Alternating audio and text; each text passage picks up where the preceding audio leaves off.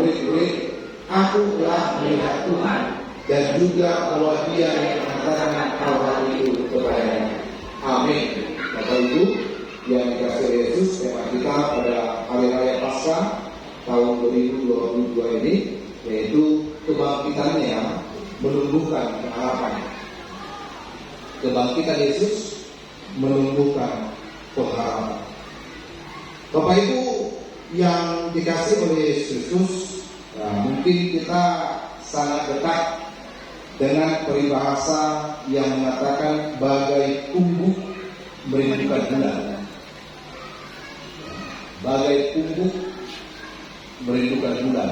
Kalau orang yang sering silat mengatakan bagai kumbung. Sebenarnya bukan kumbung, tapi kumbuk. Bagai kumbuk merindukan bulan. Berbicara tentang peribahasa ini, ternyata Bapak Ibu ada banyak versi kisah di belakang peribahasa ini. Jadi kan peribahasa ini kan sebenarnya mau melukiskan tentang rasa rindu. Jadi membaca tentang kisah ini saya hanya mengambil satu saja, yaitu kisah tentang kumbuk yang merindukan bulan. Jadi Alkisah pada suatu hari ada seorang pemuda desa. Jadi pemuda ini bernama Kumbuk. Kumbuk ini adalah seorang pemuda yang sangat tampan. Walaupun dia berasal dari ekonomi yang ke bawah. Lalu ketika suatu hari, rupanya si Kumbuk ini bertemu dengan iri-irinya putri kerajaan. Putri kerajaan ini bernama Bulan. Tak sengaja, rupanya si Kumbuk dan putri Bulan ini saling memandang dan bercinta pandangan pertama. Biasalah kalau pada zaman dahulu kan, kalau ada iring-iringan putri kerajaan kan biasanya kalau rakyat ataupun masyarakat kan sebenarnya tidak diizinkan untuk melihat. Tetapi Kumbuk ini penasaran saat nikah putri raja ini. Jadi ketika dia menunduk, dia ini rupanya kata-kata si putri ini pun pas pula melihat si Kumbuk. Jadilah mereka saling berkata-kata. Dan dari kata-kata inilah muncul rasa cinta. Lalu suatu malam bulan purnama, mereka pun berdua bertemu di sebuah bukit untuk saling menyatakan cinta. Putri Bulan dan Kumbuk sangatlah berbahagia malam ini. Siapa yang tak berbunga-bunga hatinya, kan begitu kan? Seorang pria menyukai seorang wanita, atau seorang wanita mencintai seorang pria yang ada dalam hati. Karena itu selalu mereka berjanji untuk bertemu kembali di tiap malam bulan purnama. Jadi karena yang satu adalah putri kerajaan, yang satu dari kalangan masyarakat biasa, tentu mereka tidak mungkin bisa bertemu setiap malam minggu. Tetapi mereka berjanji kalau setiap bulan purnama, mereka berjanji dan berupaya untuk bertemu di sebuah bukit. Setelah perjumpaan itu, mereka berdua pun berpisah dengan harapan bisa bertemu lagi di malam bulan purnama bulan depan. Putri Bulan pulang ke istananya dengan aman, namun ternyata tanpa si pengetahuan sang putri, para prajurit kerajaan menangkap si Kumbuk, membunuhnya dan membuang mayatnya ke sebuah jurang. Dan konon katanya, karena rasa rindu dan harapannya berjumpa lagi dengan sang kekasih begitu besar, Lalu para dewa mengubah jasad nasi punggu menjadi seekor burung. Dan pada tiap malam bulan purnama, burung itu terbang ke dahan tertinggi di bukit, sambil burung itu memandang bulan, dan ia pun bersuara. Ya, kira-kira begitu. Itulah ya yang selalu disuarakan dan burung itu. Saya pun kurang pintar juga bersuara burung, karena memang saya manusia. Jadi karena itulah akhirnya burung itu disebut punggu sampai kepada hari. Maka orang biasa untuk menyatakan merindu adalah sebagai punggu merindukan bulan. Ternyata Bapak Ibu yang dikasih oleh Yesus, kisah itu tidak berhenti di situ. Rindu tidak hanya dirasakan oleh si punggu, putri bulan pun dengan setia terus datang ke bukit itu tiap malam bulan purnama, tanpa pernah tahu bahwa kekasih jiwanya sebenarnya telah tiada. Tak pernah tahu putri bulan ini kalau si punggu telah mati dibunuh oleh pasukan kerajaan. Sehingga demikianlah harapan terus membuat punggu dan putri bulan datang ke bukit itu di tiap malam bulan purnama, meski mereka tak pernah berjumpa. Si punggu yang berubah menjadi burung selalu datang di bukit, dan si putri bulan pun juga selalu datang setiap bulan purnama ke bukit. Walaupun mereka tidak lagi saling mengenal, yang satu sudah menjadi burung, si bulan masih tetap menjadi manusia. Tetapi inilah kekuatan dari sebuah harapan. Maka kenapa Bapak Ibu yang dikasih Yesus, harapan itu sering sekali menjadi alasan bagi kita untuk terus berjuang dan berusaha meskipun sedang ada dalam masa krisis dan juga kritis. Pengharapan merupakan satu-satu yang menjadi alasan kadang-kala mengapa kita sampai hari ini bisa bertahan. Apakah pengharapan itu misalnya sebuah keluarga? Apakah pengharapan itu bisa dalam bentuk pekerjaan? Apakah pengharapan itu bisa dalam bentuk pelayanan? Apakah pengharapan itu bisa dalam bentuk yang lain? Tetapi harapan ataupun pengharapan itu seringkali menjadi alasan bagi kita untuk terus berjuang, sekalipun kita ini sedang di masa krisis ataupun di masa kritis. Maka kalau kita ingat misalnya Bapak Ibu dalam perjanjian lama, ketika kerajaan Yehuda juga pernah ada dalam masa krisis karena ancaman kerajaan Asyur yang besar dan kuat. Memang kalau di atas kertas Yehuda pastilah tak akan menang jika melawan Asyur. Sama seperti ketika Rusia berhadapan dengan Ukraina. Apapun ceritanya di atas kertas, Ukraina tak akan pernah mungkin menang melawan Rusia. Mulai dari segi persenjataan, mulai dari segi jumlah tentara, mulai dari segi jumlah kapal laut, mulai dari segi jumlah pesawat, ataupun dari senjata. Tidak mungkin. Yehuda juga begitu. Di atas kertas tak mungkin dia bisa menang melawan Asyur yang merupakan bangsa besar pada waktu itu. Namun justru dalam kondisi krisis inilah mereka memelihara pengharapan pada Allah. Mereka percaya bahwa hanya Allah yang menjadi tempat perlindungan mereka. Maka itulah dalam tulisannya Yesaya pernah mengajak Yehuda untuk turut dalam pesta ilahi di Gunung Sion. Penyebutan Sion dalam bagian ini menarik karena secara tidak langsung mengajak pembacanya untuk membandingkannya dengan gunung yang suci, yaitu Sinai. Sion dan Sinai berbeda dengan gunung Sion yang mewakili sifat eksklusif karena hanya berlaku untuk Musa dan para tua-tua Israel. Tetapi gunung Sion justru disebut sebagai tempat segala bangsa untuk dapat menikmati perjamuan dengan merasakan yang bergemuk dan juga anggur yang tua benar.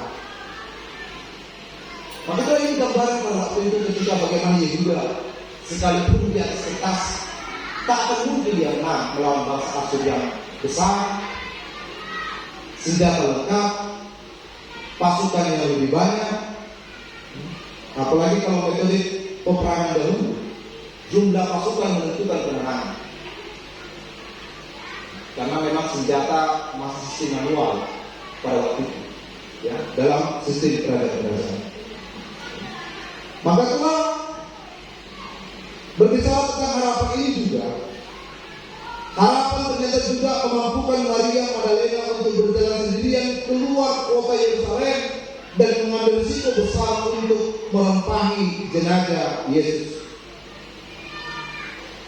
Sesuai firman yang telah kita baca, sebenarnya ketika Maria pergi ke kubur pada hari Minggu itu, pada hari yang ketiga, Alkitab sudah mencatat kalau Maria sebenarnya belum mengerti tentang isi kitab suci. Dia bukan memahami, Yesus katakan kalau hari yang ketiga dia akan bangkit, lalu dia pergi. Tetapi ada harapan bagi Maria Magdalena, sehingga pengharapan itulah yang membuat pada akhirnya Maria berani seorang diri untuk subuh pergi keluar Yerusalem, berani mengambil risiko untuk merampai jenazah Yesus. Tetapi ternyata harapan itu kacau saat Maria menemukan kubur Yesus kosong. Maria Magdalena kehilangan harapan. Sama kalau kita punya pengalaman, kita punya sapi dari rumah, kita bilanglah jarak dari rumah ini ke kandang sapi itu yang kita bilang 1 kilo. Semangat kita dari rumah untuk dia sapi, ketemu di kandang sapi, sapinya hilang. Wah, panik, sedih, marah, bisa atau jadi bingung mau ngomong apa. Yesus juga ternyata punya pengalaman seperti itu. Dengan harapan ingin melempahi mayat Yesus, ketemu ke kubur Yesus, ternyata kuburnya kosong.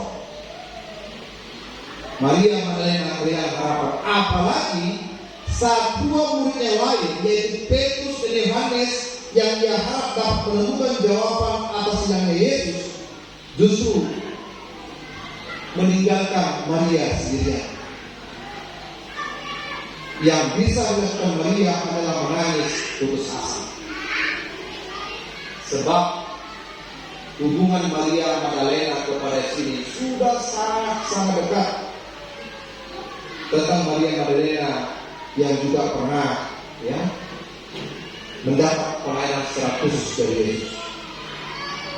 Tangisan Maria ini ternyata bersumber dari kelirunya meletakkan pengharapan. Ia berharap berjumpa mayat, tapi saat berjumpa dia yang hidup, Maria tak mampu mengenalinya. Ia berharap menemukan kematian, tapi saat menemukan kebangkitan, Maria tak mampu mengenalinya. Kesedihan dan kehilangan menjadi pusat hidup Maria Magdalena sampai Kristus sendiri yang menyebut namanya dengan lembut Maria. Dengan sapaan personal inilah akhirnya Maria Magdalena diubah. Pengharapannya kembali muncul dan kepercayaannya kembali kuat.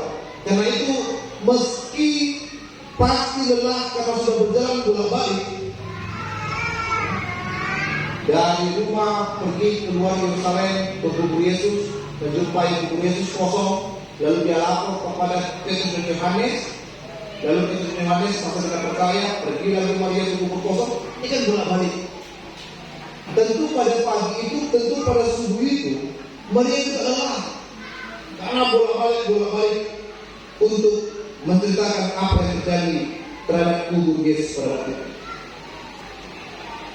Tetapi Maria tetap bangkit menuju Yerusalem kembali dengan membawa kesaksian besar. Pada akhirnya Maria Magdalena berkata kepada murid-murid yang lain, "Aku telah melihat Tuhan." Bapak Ibu yang dikasihi oleh Yesus, mungkin masuk sejarah ya, diingatan kita bagaimana misalnya perayaan Paskah tahun 2020 tahun yang lalu yang kita rayakan dan hayati di tengah-tengah krisis akibat pandemi COVID-19. Kita tidak bisa berpasca raya seperti saat ini kan gitu. Ya, kita hanya bisa beribadah di rumah masing-masing dengan dibagikan oleh majelis ya kata ibadah. Dan kita tidak tahu bagaimana kondisi pasca ya, pada tahun ini. Tapi yang jelas kondisi krisis dan kritis pastilah juga terjadi dalam diri kita. Entah pun bagaimana bentuknya. Tentu di hari Paskah ini di tahun 2022 ini kita mau belajar. Marilah kita syukuri karya penyelamatan universal Allah dalam kebangkitan Yesus. Dia menderita, mati dan bangkit untuk keselamatan dan keutuhan segala ciptaan. Maka tentu kita bersyukur kalau Bapak Ibu yang hari ini hadir beribadah pada hari raya Paskah di tahun ini. Itu kita juga kadang-kala berpikir, kok sayang sekali Bapak Ibu jemaat yang lain, kok di hari raya Paskah pun tak sempat untuk beribadah. Waktu COVID rindu seperti unggu merindukan bulan. Oh gitu kan? Tapi sudah semakin membaik, sudah lampu hijau situasi COVID di negeri kita. Mungkin itulah kayak kita tadi rasa rindu itu, si kubu itu berubah jadi bulu. Jadi kita kadang nggak tahu dia ada di sini atau dia tidak. Hanya mungkin yang bisa kita pahami, kita ibarat seperti putri bulan. Ya betul kalau kita yang ada hari ini datang terus kan gitu. Setiap minggu datang. Mungkin yang tak datang itu sudah jadi guru, ya, seperti kumbu. Ya. Oleh sebab itulah penghayatan akan kebangkitan Kristus harus membawa keterbukaan dan penerimaan universal, bukan sebagai penghakiman. Perayaan akan kemenangan Kristus harus membawa kita berjumpa secara pribadi dengan Tuhan dan membawa berita penting pada dunia. Kita juga harus berani dan siap untuk berkata, "Aku telah melihat Tuhan." Sama seperti pengalaman iman Maria Magdalena ketika ia berjumpa dengan Yesus. Mengabarkan berita kebangkitan ini memang tak mudah, tapi sama seperti putri bulan dan pungguk yang setia karena pengharapan, mari kita belajar untuk meletakkan pengharapan kita hanya pada Tuhan. Bahwa memang Yesus adalah harapan satu-satu, dan Yesus juga adalah jawaban hidup kita satu-satunya. Maka itulah Bapak Ibu, selamat Paskah dan selamat terus menjaga harapan kita. Amin. Amin. Kita berdoa. Bapak kami